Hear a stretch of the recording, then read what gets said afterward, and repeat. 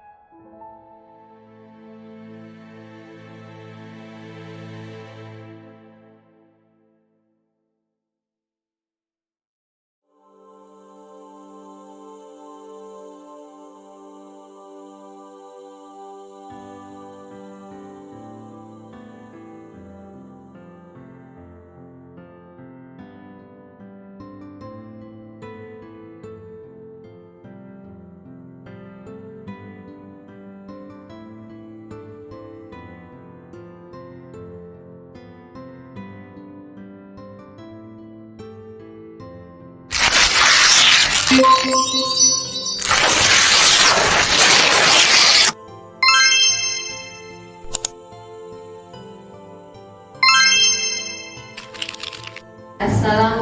warahmatullahi wabarakatuh. Waalaikumsalam warahmatullahi wabarakatuh.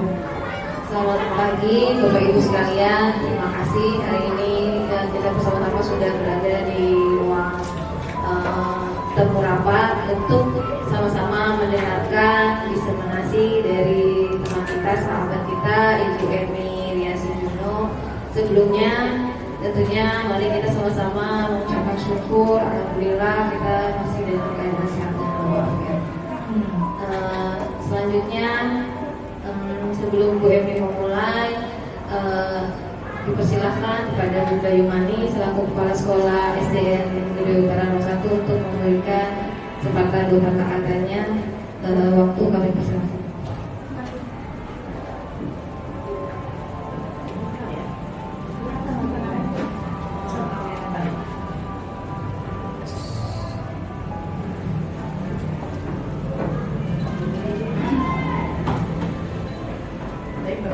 Bismillahirrahmanirrahim. Assalamualaikum warahmatullahi wabarakatuh. Selamat pagi, salam sejahtera kita semua. Pertama-tama mari kita panjatkan puji syukur kepada Allah Subhanahu wa Ta'ala pada kesempatan pagi hari ini kita bersama berkumpul dalam rangka kita akan mendengarkan dari destinasi ya. Guru kita, teman kita, guru-guru hebat ya yang akan maju ke Cegatia.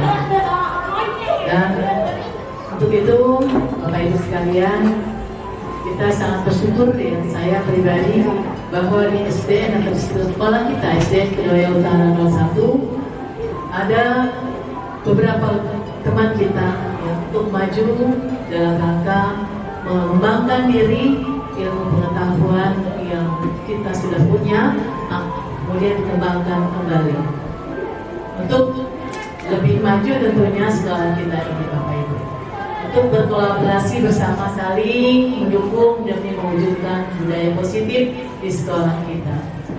Bapak Ibu sekalian, saya ingin pada Bapak Ibu sekalian memberikan sekedar motivasi untuk ibu-ibu dan bapak-bapak teman-teman semuanya untuk mengikuti terus mengikuti perkembangan zaman, perkembangan di dunia pendidikan kita ya. Ayo bersama kita bersaing sehat tentunya. Dan pada hari ini mari kita saksikan teman kita guru hebat ya yang akan memberikan destinasi kepada kita semuanya ya. Tentunya sangat bermanfaat ilmunya, nanti akan teman-teman semuanya akan mengembangkan ilmunya di sekolah ini. Tentunya bukan hanya di sekolah kita ini saja, tentunya di sekolah-sekolah lain apabila nanti Bapak Ibu selalu mengembangkan ilmunya, tentunya bisa di luar sekolah kita, bisa ya di masyarakat tentunya juga ya, dan mudah-mudahan bermanfaat. Sekali lagi saya sampaikan terima kasih atas kesediaannya untuk selalu bersama kita guru-guru hebat. Mari kita saksikan ya, dan kita berikan aplaus tentunya untuk teman kita yaitu Ibu Eni Sijono. Terima kasih. Mari kita ucapkan hidayah. Assalamualaikum warahmatullahi wabarakatuh. Waalaikumsalam.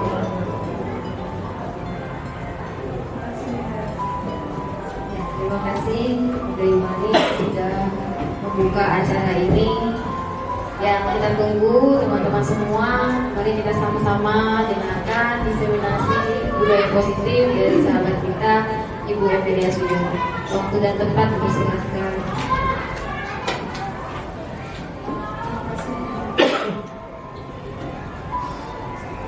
Assalamualaikum warahmatullahi wabarakatuh. Waalaikumsalam warahmatullahi wabarakatuh. Rabbi sholli sadri wa yassir li amri wahlul 'uqdatam min lisani yafqahu qawli. Terima kasih kepada teman-teman guru yang sudah hadir dan meluangkan waktunya hari ini di tempat ini. Sebelumnya saya punya pantunnya hari ini ada yang baru. Edah. Jangan tegang Bu. Iya benar. Yang baru datang tampak serasi. Hari ini Bapak Ibu guru yang telah datang, saya ucapkan banyak terima kasih. Alhamdulillah hari ini kita masih bisa berkumpul di tempat ini. Salawat dan salam tak lupa kita panjatkan kehadiran Allah dan juga Nabi besar Muhammad SAW atas karunia kesempatan nikmat iman Islam dan sehat walafiat kita masih bisa berkumpul di sini. Dan semoga kita nanti termasuk dalam umatnya Nabi besar Muhammad SAW yang dapat syafaatnya di akhir kelak. Hari ini saya berdiri di sini. Mohon maaf, bukan berarti saya lebih dari teman-teman semua, tapi saya mencoba untuk saling berbagi, saling sharing bersama teman-teman semua. Sebelum mulai, izinkan saya perkenalkan diri dulu.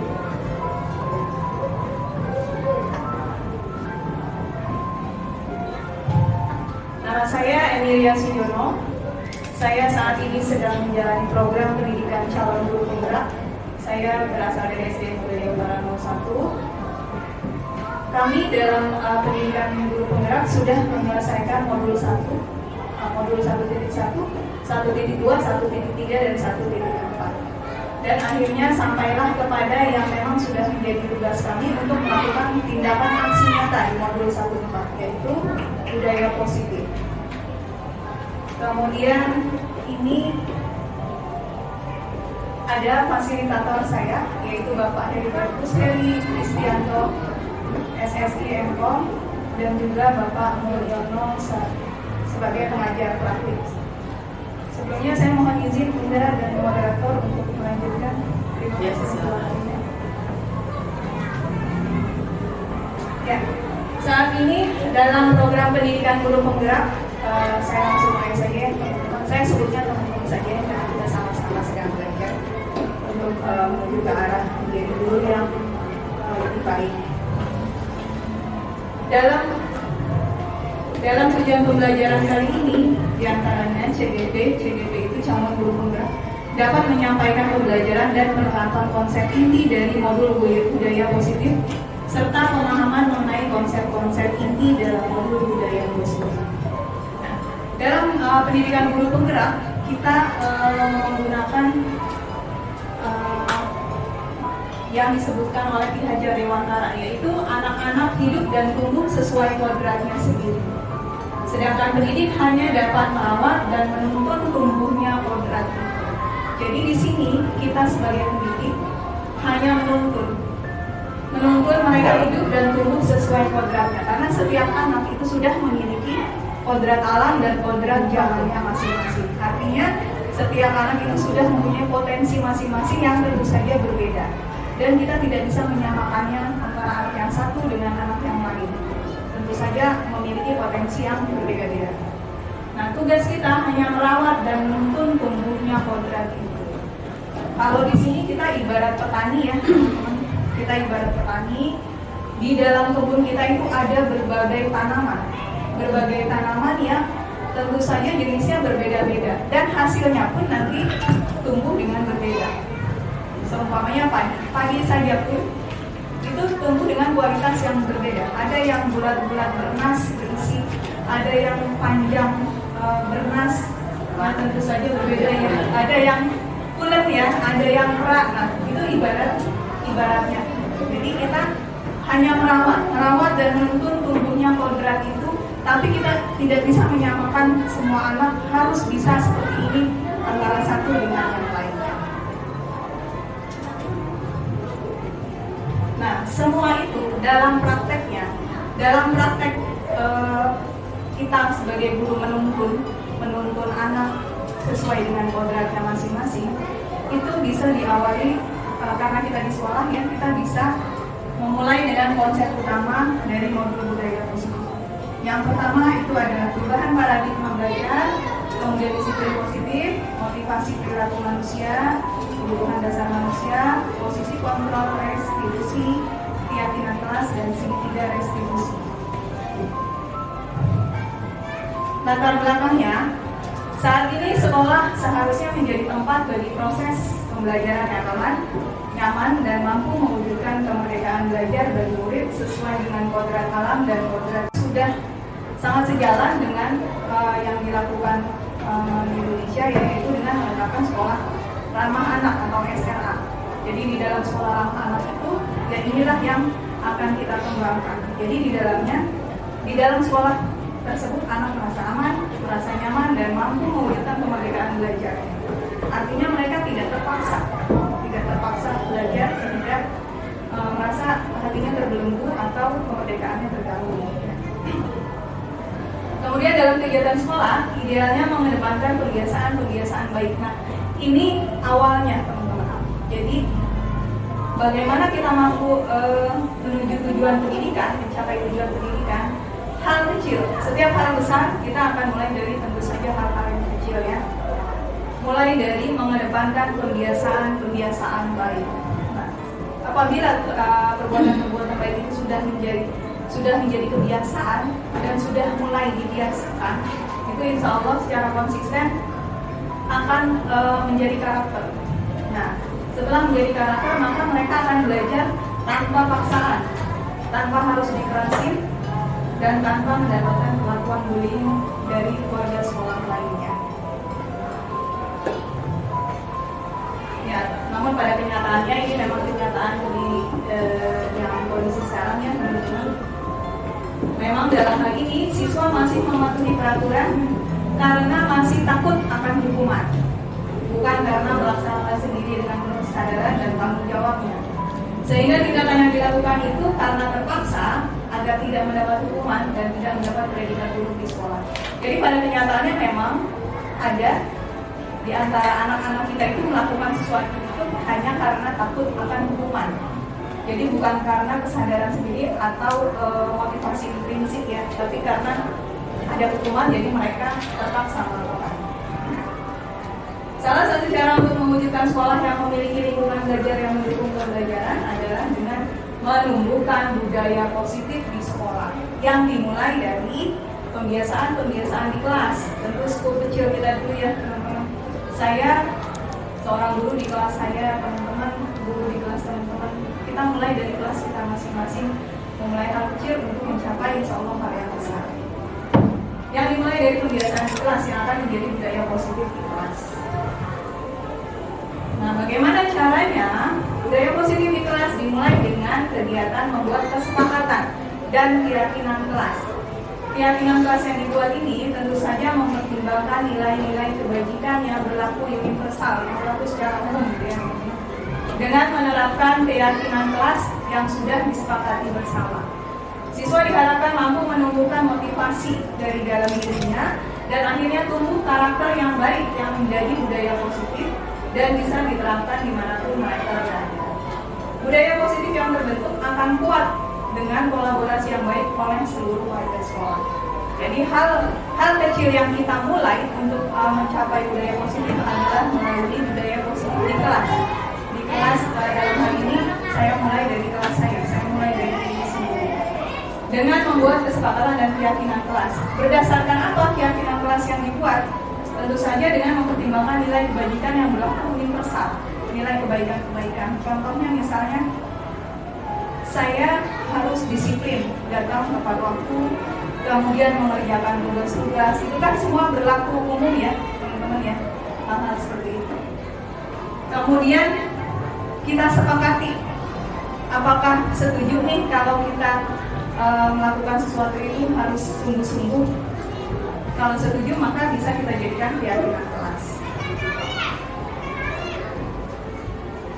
Nah, tujuan dari menuju budaya positif ini diantaranya menyusun keyakinan kelas itu yang pertama, kemudian menumbuhkan kerjasama dan kolaborasi, menumbuhkan budaya positif di kelas, kemudian akan berlanjut ke sekolah, kemudian menumbuhkan budi pekerti yang baik, yaitu disiplin dan tanggung jawab dari masing-masing anak di dalam kelas tersebut.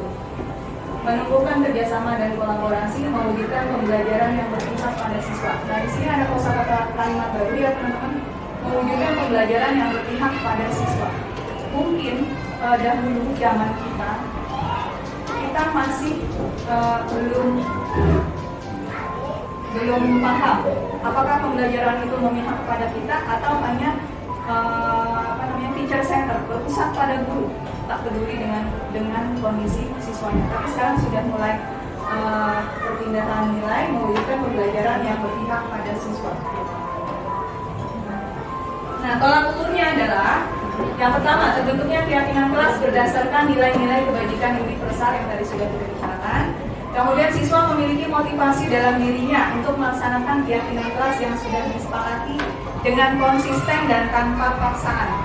Karena setiap anak itu meyakini bahwa nilai kebaikan yang dia ungkapkan untuk jadi keyakinan kelas itu memang benar-benar bagus, maka semoga nanti akan muncul motivasi dalam dirinya untuk melakukan yang dia sebutkan tadi walaupun tanpa paksaan. Kemudian yang ketiga, terwujudnya pembelajaran yang bermakna dan berpihak pada siswa. Yang keempat, siswa mampu menjadi pribadi yang disiplin dan bertanggung jawab. Yang kelima, warga sekolah mampu berkolaborasi dalam mewujudkan. Tentu saja di sini kita butuh kerjasama dan kolaborasi ya untuk menciptakan budaya positif tersebut. Itu tolak ukurnya yang tadi ya, terbentuknya keyakinan kelas berdasarkan nilai-nilai kebajikan universal. Jadi dalam prakteknya saya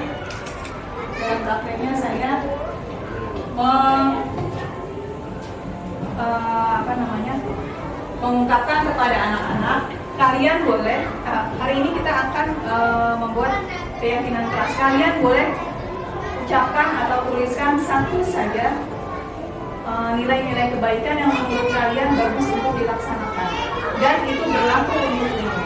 Jadi mereka dituliskan dalam satu kertas note, kemudian ditempel lagi di depan.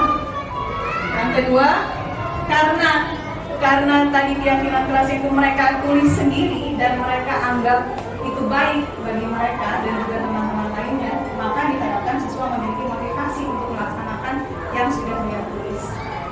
Kemudian ini terwujudnya pembelajaran yang bermakna dan berpihak pada siswa. Artinya dalam pembelajaran itu kita tidak hanya fokus pada diri kita sebagai guru saja, tapi kita juga harus memperhatikan kondisi anak. Karena seperti yang disebutkan tadi, setiap anak itu tentu berbeda, ya teman-teman. Kalau dilihat secara fisik sudah jelas berbeda. Kemudian potensi masing-masing pun sudah jelas berbeda. Kemampuan mereka masing-masing pun sudah jelas berbeda. Dan latar belakang mereka masing-masing pun sudah berbeda. Nah, itu yang perlu kita perhatikan dalam pembelajaran. Selanjutnya, siswa mampu menjadi pribadi yang disiplin dan bertanggung jawab. Karena sudah meyakini yang dia tulis sebagai keyakinan kelas itu bahwa misalnya di dalamnya ada disiplin dan tanggung jawab, maka mereka anggap itu bagus dan mereka bisa melaksanakan. Nah, ini tentu saja perlu kolaborasi dari semua warga sekolah.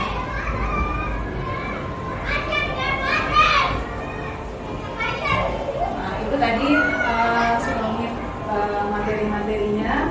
Kemudian saya di kelas memulai kegiatan membuat keyakinan kelas sebagai upaya menuju budaya positif. Itu yang pertama saya menyampaikan kepada Ibu Kepala Sekolah SDN Utara 1, Bu Ilmani SPDMN, untuk kegiatan ini keyakinan kelas dan budaya positif di sekolah, dan meminta izin untuk mendiseminasikannya setelah mempraktekannya di kelas bersama rekan guru di sekolah yang hari ini kita lakukan.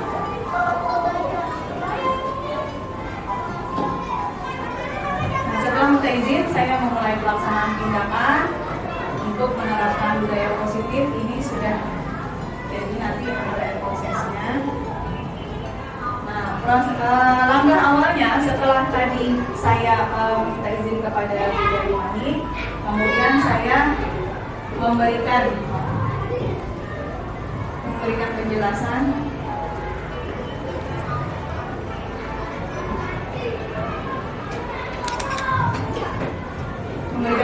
kepada siswa mengenai kegiatan ini, bahwa kegiatan ini sebenarnya Bapak Ibu teman-teman pun sudah melakukan, cuman belum terdokumentasi mungkin ya, dan juga belum catat urutannya seperti ini, tapi pasti sudah melakukan semua bahwa disampaikan kepada siswa kita harus tepat waktu hadir, kemudian mengerjakan tugas-tugas dengan baik, kemudian saling membantu antar teman dalam hal positif, saling menolong apabila teman ada kesusahan dan yang lain-lain. Nah, kemudian dalam prakteknya kami menyusun bersama-sama dengan siswa di kelas. Siswa menuliskan keyakinan kelas yang menurut mereka berlaku, nilai-nilai kebajikan yang berlaku universal, dituliskan, kemudian ditempelkan ke papan tulis. Nah, setelah itu kemudian saya mencoba mengumpulkan menjadi satu supaya lebih rapi dan ditempel di dinding kelas. Nah, kenapa saya tempel di dinding kelas? Nah, tujuannya adalah untuk membantu siswa mengingatkan bahwa ini loh yang mereka sudah tulis dan ini loh yang mereka sudah yakini bersama dan kita sepakati bersama untuk dilakukan. Jadi saya tempel di depan kelas untuk kita sama-sama praktek, mempraktekkan yang mereka tulis satu persatu. Karena di kelas saya ada 32, berarti ada 32 keyakinan kelas yang berasal dari nilai-nilai kebajikan yang berlaku secara universal yang bisa kita laksanakan. Di antaranya datang tepat waktu, tidak terlambat ya. Jadi walaupun seandainya tidak ada hukuman, tapi bila mereka meyakini bahwa mereka harus datang tepat waktu, maka mereka akan hadir tepat waktu dan itu muncul motivasi dalam dirinya sendiri tanpa paksaan.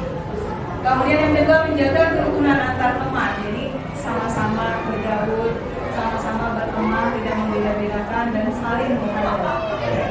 Kemudian yang ketiga, contoh lainnya belajar dengan sungguh-sungguh. Karena mereka meyakini dengan belajar sungguh-sungguh mereka akan mendapatkan hasil yang maksimal.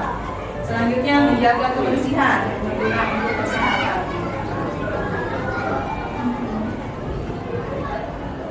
Nah, setelah melakukan membantu mereka untuk melakukan keyakinan kelas yang sudah dituliskan, kita sama-sama melakukan refleksi dan pemantauan kegiatan pelaksanaan keyakinan kelas yang sudah dibuat. Di antara 32 poin itu, manakah yang kita sudah lakukan, bisa diberi checklist. Manakah yang belum kita lakukan? Jadi ada kontrolnya, ada refleksinya, dan ketika yang sudah dilakukan itu, poin-poin nilai keyakinan yang sudah dilakukan itu, apakah membawa kebaikan? Insya Allah tentu saja membawa kebaikan, maka mereka akan terus melanjutkan. Jadi seperti sudah yakin bagus, maka mereka bisa meneruskan. Nah, yang belum terlaksana, kita masih bisa terus memantau supaya siswa bisa melaksanakan. Nah, dukungan yang dibutuhkan dalam kegiatan ini adalah dari sumber daya manusia. Tentu saja saya sebagai seorang guru di SDN Budaya Utara 01, saya perlu mendapat dukungan dari kepala sekolah, dari Manajemen SPDMF, kemudian dari rekan-rekan, dari teman-teman semua di sini, dan juga orang tua siswa. Nah, pada orang tua siswa juga saya sampaikan hal yang sama seperti yang saya sampaikan di sini, untuk sama-sama berkolaborasi secara konsisten dalam menerapkan budaya positif di sekolah.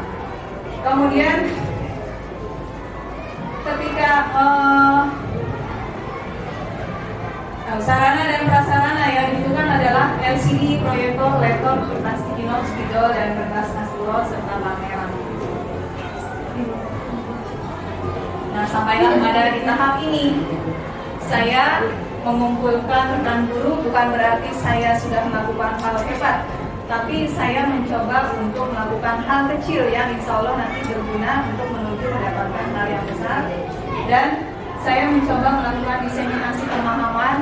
Saya mengajak teman-teman saling belajar, saling berbagi, dan mengajak juga untuk melakukan hal ini menuju ke budaya positif di sekolah.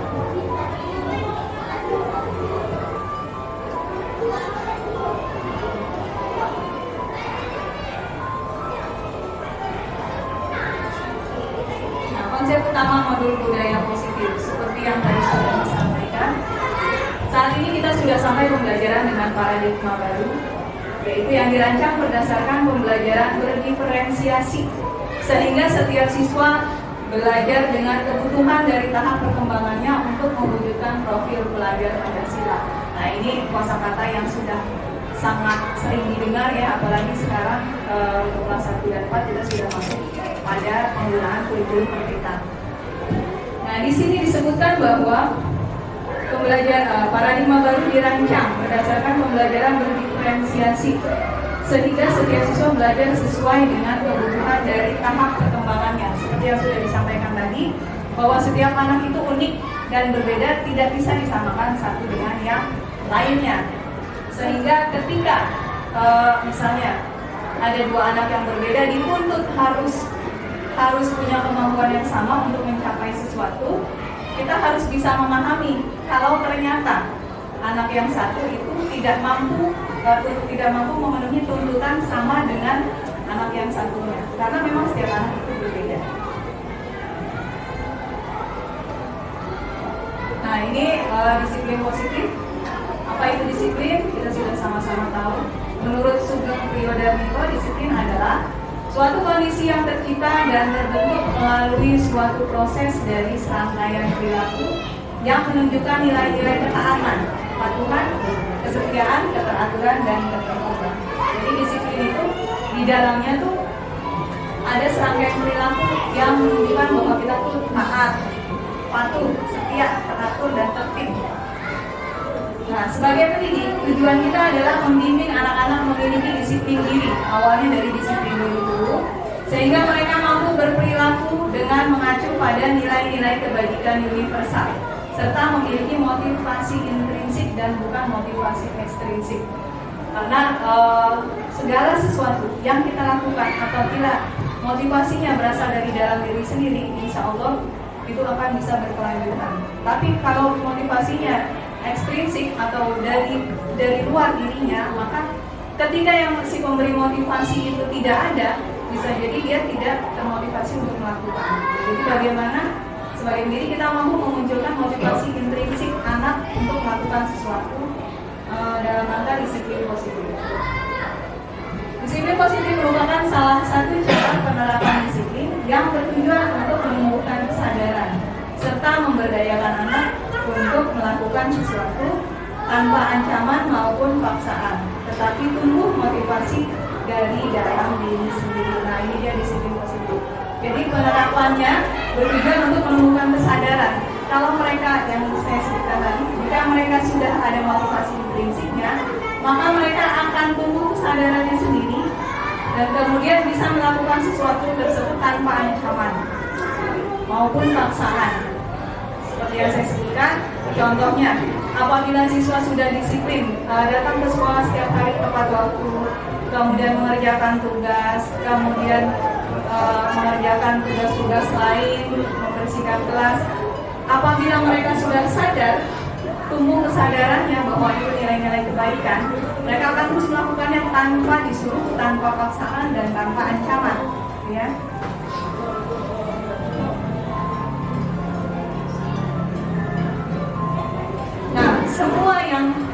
Semua yang disebutkan daripada anak, setiap anak itu kan tentu saja seorang pribadi ya, seorang manusia yang sama seperti kita, memiliki kebutuhan dasar. Apa saja kebutuhan dasarnya? Yang pertama, bertahan hidup. Kebutuhan dasar ini yang menyangkut fisik ya. Saya perlu udara, saya perlu air, saya perlu makan. Nah, itu untuk bertahan hidup. Kebutuhan fisik ini kebutuhan dasar. Kemudian kebutuhan akan kasih sayang dan rasa diterima. Sebagai seorang manusia, saya tentu punya rasa, punya hati yang ingin diterima oleh semua orang, yang ingin disayang oleh semua orang. Artinya saya ingin bahwa saya ini dengan orang lain itu diterima, disayang, sehingga tidak merasa dibuang atau dipinggirkan. Kemudian kebebasan. Setiap manusia tentu saja memiliki kebebasan, apapun itu. Kemudian kesenangan. Kecenderungan manusia adalah mencari kesenangan dan penguasaan. Itu kecenderungan manusia, kebutuhan dasar manusia. ingin menguasai, tinggal positif atau negatifnya. Nah, selanjutnya itu tadi dari sisi anak. Sekarang dari sisi guru, dari sisi kita. Kita guru punya posisi kontrol restitusi. Apa itu? Posisi kontrol restitusi itu ada 5. Yang pertama penghukum. Secara nggak sadar kita sudah melakukannya. Kita sebagai guru penghukum, sebagai guru pembuat rasa bersalah, guru sebagai teman, guru sebagai pemantau, dan guru sebagai manajer. Nah, yang pertama, posisi kontrol guru sebagai penghukum. Penghukum itu kan konotasinya kurang baik ya. Seorang penghukum dia bisa menggunakan hukuman fisik maupun verbal. Jadi bisa secara fisik maupun verbal. Contohnya, patuhi aturan saya. Biasanya kalau dengan kalimat seperti itu didukung oleh wajah yang mimik wajah yang galak, kemudian ada gestur tubuh, patuhi aturan saya. Kemudian awas, kemudian kamu selalu saja salah. Ya, biasanya ini ada gestur tubuh yang ikut bergerak nih. Kemudian selalu pasti kamu yang terakhir selesai. Nah, posisi penghukum ini, di posisi ini guru tidak mau tahu mengapa si anak melakukan hal yang menurutnya melanggar peraturan. Jadi tahunya hanya dia melanggar peraturan langsung dihukum. Tidak tahu menahu, tidak mau tahu latar belakang mereka melakukan hal tersebut. Padahal setiap manusia, setiap tindakan itu pasti ada alasan, sama seperti hati kita juga. Nah, di sini secara tidak sadar mungkin kita pernah melakukan hal itu, ya. Kemudian yang kedua, sebagai pembuat rasa bersalah. Murid merasa tidak berharga dan telah mengecewakan orang-orang yang disayanginya. Contohnya, ibu sangat kecewa sekali sama kamu. Berapa kali ibu harus memberitahu kamu ya? Gimana coba kalau orang tua kamu tahu kamu berbuat begini? Nah, dengan kalimat-kalimat seperti itu, murid merasa bahwa ya saya tuh nggak berharga sekali ya. Ini kalau gimana kalau orang tua saya tahu, pasti orang tua saya kecewa dengannya. Nah, ini guru sebagai pembuat rasa bersalah dengan mengucapkan kalimat-kalimat seperti ini. Yang ketiga, guru sebagai teman. Guru pada posisi ini berupaya mengontrol murid melalui persuasi dengan pendekatan ya teman-teman. Posisi teman pada guru bisa dijadikan arti negatif dan juga positif. Positif di sini berupa hubungan baik yang bisa terjalin antara guru dan murid. Dapat berarti negatif apabila murid akan tergantung pada guru tersebut karena menganggap gurunya adalah temannya yang bisa diperlakukan sama dengan teman-teman yang lain. Nah, contohnya si guru mengucapkan kalimat, ayolah bantu ibu, demi ibu ya, kan seperti ngobrol dengan teman ya. Kemudian ya sudah, kali ini tidak apa-apa, nanti ibu bantu bereskan. Karena temannya, oh kalau saya melakukan sesuatu, teman saya membantu nih membereskan atau memperhatikan dan yang lainnya. Nah, kita juga terkadang berlaku seperti ini. Kemudian yang keempat, posisi sebagai pemantau. Memantau itu kita mengawasi. Pada saat kita mengawasi, kita bertanggung jawab atas perilaku orang-orang yang kita awasi. Dalam hal ini murid-murid kita. Contohnya, peraturannya apa yang berlaku di sini? Kemudian apa yang telah kamu lakukan? Sanksi atau konsekuensinya apa? Jadi mengembalikan kepada mereka apa yang sudah mereka lakukan, mereka bisa mengucapkan sendiri. Jadi mereka tahu bahwa kita mengontrol mereka, memantau mereka. Dan selanjutnya posisi guru sebagai manajer adalah posisi mentor, di mana guru berbuat sesuatu bersama dengan murid, mempersilahkan murid mempertanggungjawabkan perilakunya, mendukung murid agar dapat menemukan solusi atas permasalahannya sendiri. Nah, posisi ini sebenarnya yang paling ideal. Jadi kita berposisi sebagai mentor, mengawasi sebagai pemantau, berbuat sesuatu bersama dengan murid. Kita bisa jadi teman juga, mempersilahkan murid mempertanggungjawabkan perilakunya. Jadi tanpa harus menghukum, tanpa harus memberikan hukuman, bisa. Oke, kalian melakukan pelanggaran, konsekuensinya apa? Kalian sudah tahu, kalian bisa bertanggung jawab atas konsekuensi dari pelanggaran tersebut. Dan mendukung murid agar dapat menemukan solusinya masing-masing. Contoh, apa yang sudah kita yakini? Kalau datang terlambat, itu berarti melanggar peraturan. Sedangkan yang kita sepakati, yang kita yakini adalah datang tepat waktu.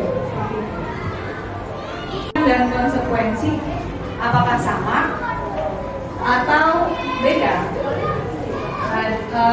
Berikut akan ada video tentang perbedaan hukuman dan konsekuensi.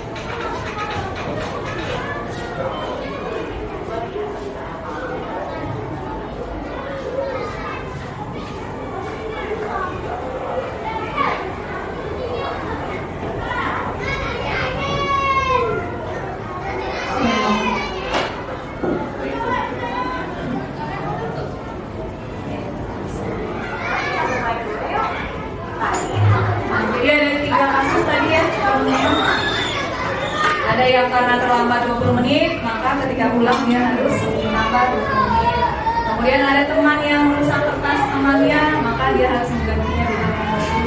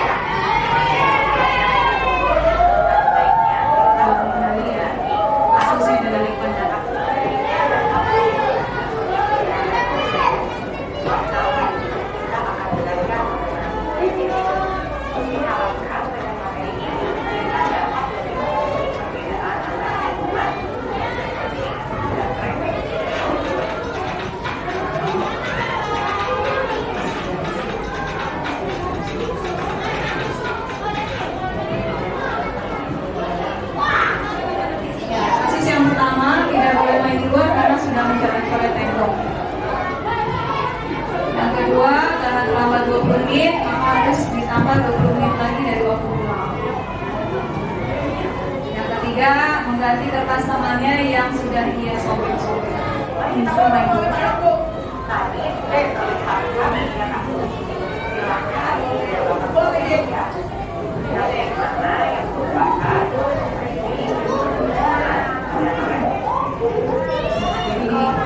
Kasus A, kasus B, kasus C.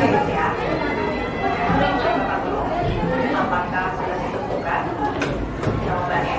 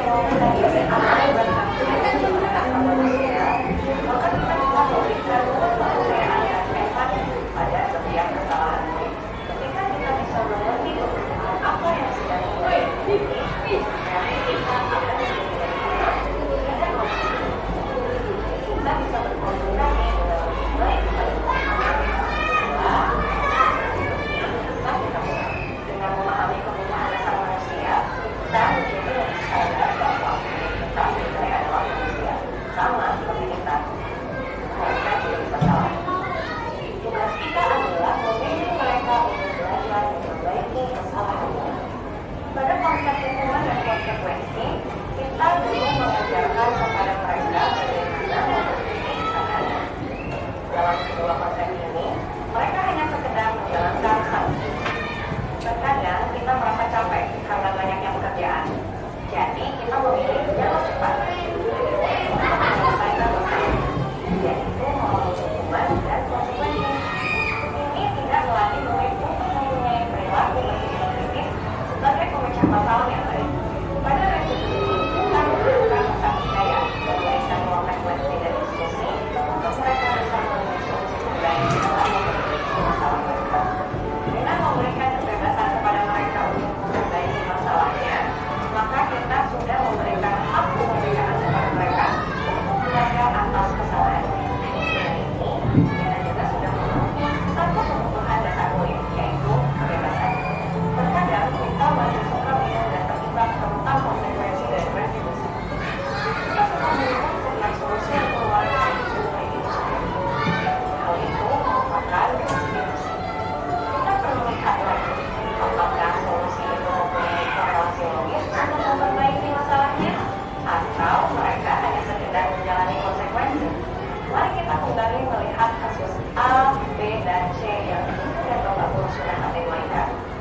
Kita akan lebih jelas melihat perbedaan antara hukuman, konsekuensi, dan retribusi.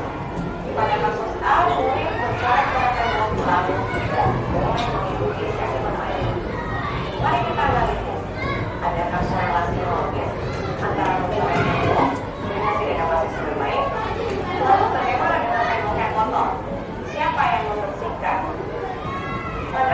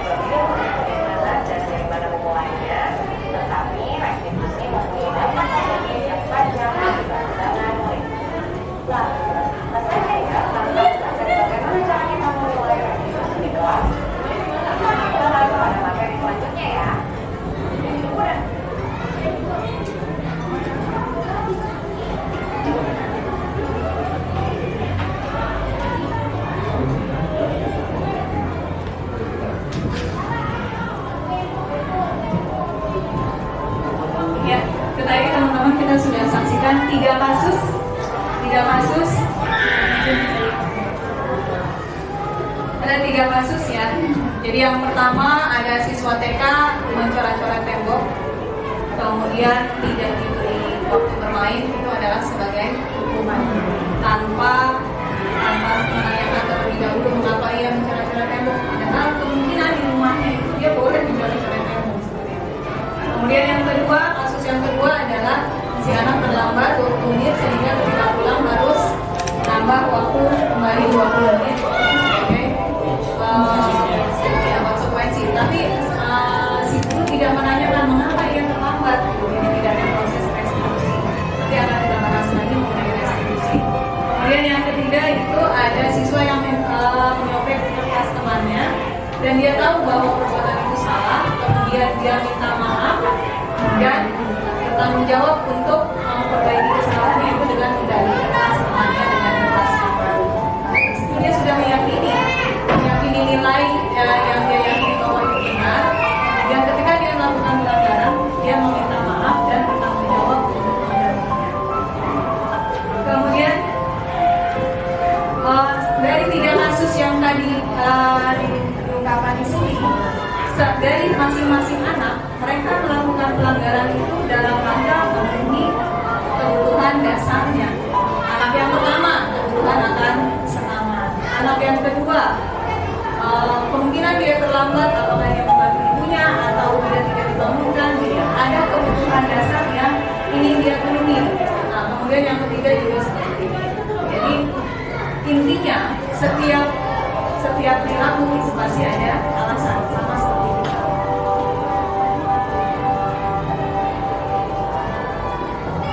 Nah, kita mulai kembali dari keyakinan kelas. Salah satu bagian budaya positif adalah keyakinan kelas.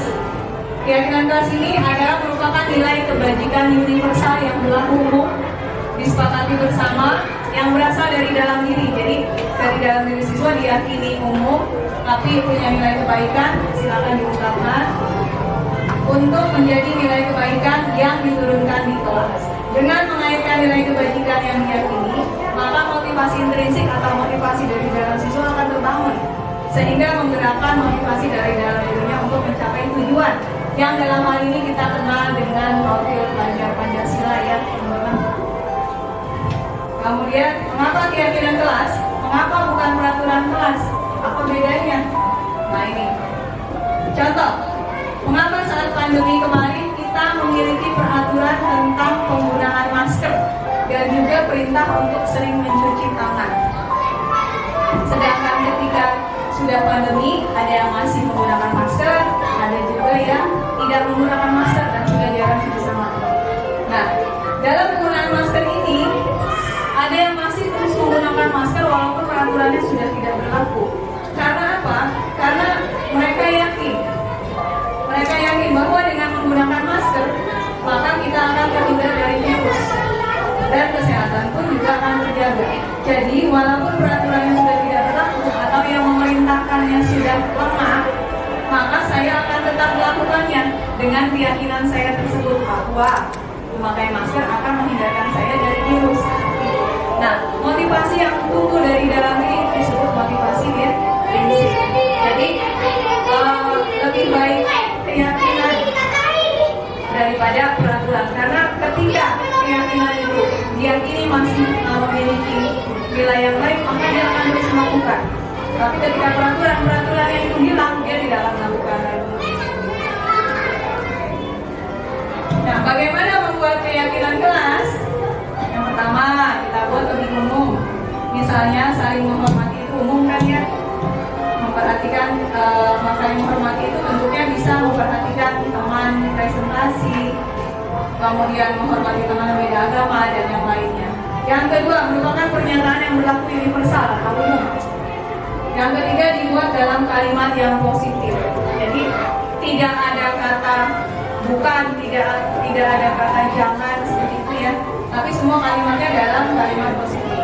Yang keempat, jangan terlalu banyak dibuatnya agar mudah diingat ya teman-teman. Kemudian yang kelima, sesuai dengan situasi dan kondisi kelas. Yang keenam, semua warga kelas turut berpartisipasi karena kita membuatnya keyakinan kelas.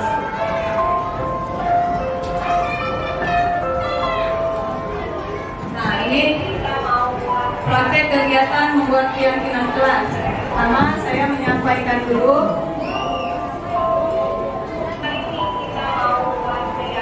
tentang peraturan kelas yang sudah dibuat di awal. Jadi saya jelaskan mengapa ibu sebutnya keyakinan kelas, karena seperti itu. Ketika kalian yakin bahwa itu nilai baik, kalian akan terus melakukannya sampai kapanpun. Kemudian memberikan sticky note kepada anak-anak, merumuskan peraturannya, dituliskan, kemudian ditempelkan di depan kelas. Nah, ini jadi seperti ini. Nah, ini beberapa poin diantaranya keyakinan kelas yang ada di kelas saya.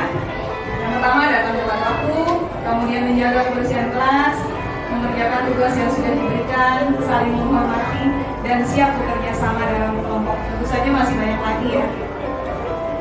Nah, kita kembali ke segitiga restitusi. Tadi sudah posisi kontrol dan motivasi perilaku manusia. Segitiga restitusi dalam disiplin positif merupakan unsur utama dalam konsep budaya positif. Konsep disiplin positif yang dimaksud di sini adalah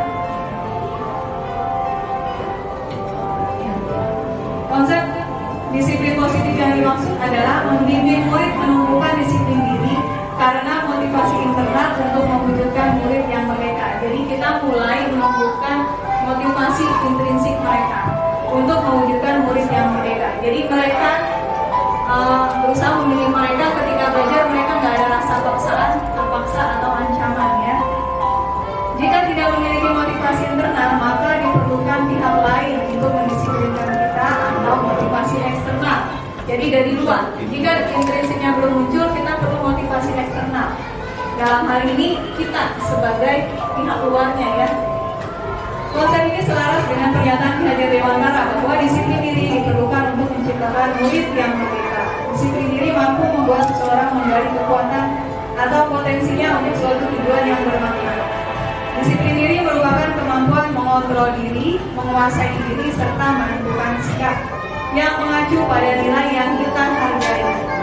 Kita dapat melakukan disiplin diri kepada murid melalui segitiga restitusi. Jika murid tersebut melakukan pelanggaran terhadap keyakinan kelas yang sudah dibuat. Selama ini kebiasaan kita adalah langsung memaafkan. Ada ya, kita begitu ya, ada yang langsung memaafkan, atau kita langsung membuat mereka tidak nyaman dengan kalimat-kalimat yang kasar, kamu lagi seperti itu ya. Nanti ibu sampaikan ke orang tua kamu. Jadi ada rasa tidak nyaman. Perhatian kita cenderung pada kesalahan. Jadi perhatian kita langsung fokus ke kesalahan yang mereka buat daripada mencari cara bagi mereka untuk memperbaiki diri. Salah satu cara untuk memperbaiki diri agar lebih disiplin diri dapat dilakukan melalui segitiga restitusi. Apa itu, teman-teman? Segitiga restitusi adalah proses menciptakan kondisi bagi murid untuk memperbaiki kesalahan mereka. Jadi kita fokus pada memperbaiki kesalahan, sehingga mereka bisa kembali pada kelompok mereka dengan karakter yang lebih kuat. Artinya, mereka tahu kesalahan mereka, mereka bisa memperbaiki diri, sehingga di dalam kembali lagi ke pergaulan mereka, mereka tahu bahwa itu tidak baik dan tidak akan diulangi lagi. Nah, ini dia teori segitiga restitusi. Dalam segitiga restitusi itu ada 3 hal yang harus kita lakukan. Yang pertama adalah validasi tindakan yang salah. Jadi ketika anak melakukan kesalahan, dia tahu apa yang salah yang sudah dia lakukan. Kemudian menstabilkan identitas dan juga menanyakan keyakinan. Nah, menanyakan keyakinan di sini kita tanyakan apakah yang kamu lakukan itu sesuai dengan keyakinan kelas yang kamu yakini. Kalau tidak sesuai, berarti bagaimana kamu harus memperbaikinya. Nah, di situ ada proses perbaikan, ya. Nah, dalam proses menstabilkan identitas itu dalam rangka kita memberitahu dan kita harus memahami bahwa setiap orang pasti pernah melakukan kesalahan. Begitupun dengan kita. Dan kita atau mereka bukanlah satu-satunya yang pernah melakukan kesalahan.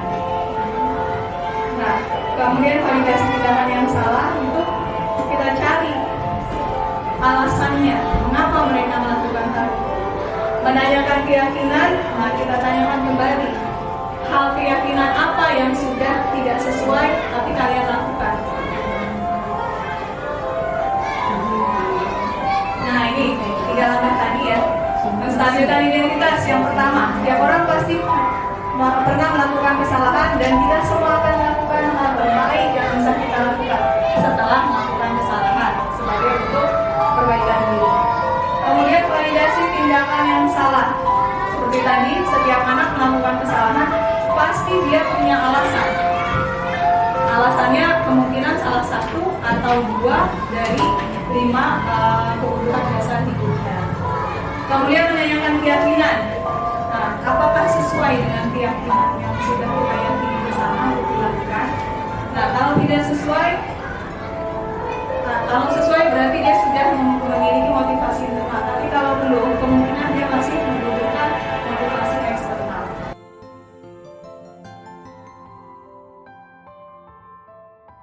Assalamualaikum Pak Ibu. Waalaikumsalam. Pagi Dira. Maaf Bu, hari ini saya tidak mendapat tugas yang diberikan. Tidak mengapa. Setiap orang pasti pernah melakukan kesalahan. Tapi tidak seperti biasanya Dira seperti ini. Ada apa nak? Maafkan saya Bu, kemarin ibu saya sakit, jadi saya harus memintalnya pergi berobat. Oleh sebab itu, saya jadi lupa untuk mengerjakan tugas yang diberikan. Baiklah, Ibu mengerti alasannya. Tapi bagaimana caranya supaya kejadian seperti ini tidak terulang lagi? Oleh itu, saya akan berusaha untuk menunda untuk mengerjakan tugas yang diberikan. Tetap semangat ya. Salam untuk mama, semoga bisa kembali. Assalamualaikum warahmatullahi wabarakatuh. Nama saya Andira Putri Lestari, saya dari kelas 6B, SDN Keruya Utara 01. Hari ini saya tidak membuat tugas karena ibu saya sakit. Bu ini hanya menanyakan solusinya agar tidak terulang lagi, yaitu saya tidak menunda mengerjakan tugas yang diberikan. Terima kasih. Assalamualaikum warahmatullahi wabarakatuh. Assalamualaikum Bapak Ibu. Waalaikumsalam. Pagi Caca. Apa kabar Caca? Alhamdulillah baik Bu. Alhamdulillah. Mengapa datang terlambat? Tidak seperti biasanya. Ya Bu, hari ini saya bangun kesiangan. Maaf Bu, saya terlambat datang hari ini. Baiklah. Tidak mengapa. Setiap orang pasti pernah melakukan kesalahan. Tapi bagaimana caranya supaya kesalahan hari ini tidak terulang esok lagi? Baik Bu, saya akan tidur lebih awal malam ini agar bisa mandi dan terlambat dengan sekolah lagi. Terima kasih Bu. Semangat ya. Nama saya Syalsabila Prasetya dari SDN Kedoya Utara 01 PGI. Saya datang terlambat ke sekolah dan memberitahukan alasan mengapa saya terlambat ke sekolah kepada Bu Emi. Saya tidak dimarahi, tetapi saya memberikan solusi supaya tidak terlambat lagi. Terima kasih. Wassalamualaikum warahmatullahi wabarakatuh. Sekolah. Terlambat hadir ke sekolah saat kebiasaan dan ketika istirahat dia datang untuk mengakui bahwa dia terlambat datang ke sekolah, meminta maaf dan kemudian dia mencoba untuk tidak mengulangi lagi.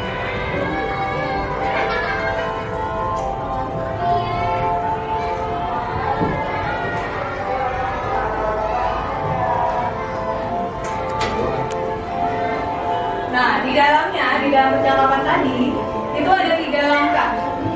Langkah yang pertama, saya mencoba untuk menstabilkan identitas. Anak kita bantu untuk tenang dan cari solusi. Saya mengucapkan semua orang pasti pernah berbuat salah. Namun, nah ada namunnya ya. Kemudian yang kedua, validasi tindakan yang salah. Yaitu yang kita perlukan adalah kita memahami alasan melakukan hal tersebut sehingga anak merasa dipahami. Kemudian saya mengucapkan bagaimana caranya agar kesalahan hari ini tidak terulang lagi. Yang ketiga, menanyakan keyakinan, ya, supaya tidak terulang lagi. Maka solusinya bagaimana? Dia sudah tahu sendiri solusinya. Nah ini refleksi dari siswa yang melakukan kesalahan tadi, yang mengucapkan bahwa saya tidak diberi hukuman, tapi saya mengakui kesalahan saya dan ibu mengerti alasan saya melakukan kesalahan tersebut. Kemudian saya memberikan solusi untuk memperbaiki kesalahan saya supaya tidak terulang esok hari. Nah, ini yang praktek segitiga restitusi yang kedua, tidak mengerjakan tugas, namun dia berbohong sudah mengerjakannya. Ternyata dia memiliki alasan.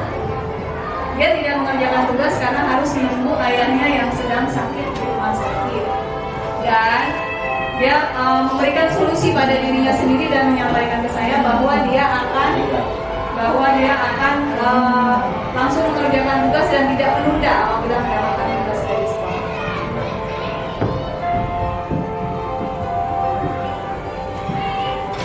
Terima kasih teman-teman. Itulah sesi sharing saya setelah apa yang saya dapatkan dari program pendidikan guru penggerak di modul 1, 1.1, 1.2, 1.3 sampai 1.4 modul budaya positif. Saya sedikit berbagi, dan juga mengajak mari sama-sama kita melakukan hal-hal kecil untuk mencapai hal besar yang kita mulai dari keyakinan kelas untuk mencapai budaya positif di sekolah. Demikian teman-teman, semoga bermanfaat. Terima kasih atas perhatiannya. Untuk sesi selanjutnya mungkin nanti dilanjutkan oleh moderator.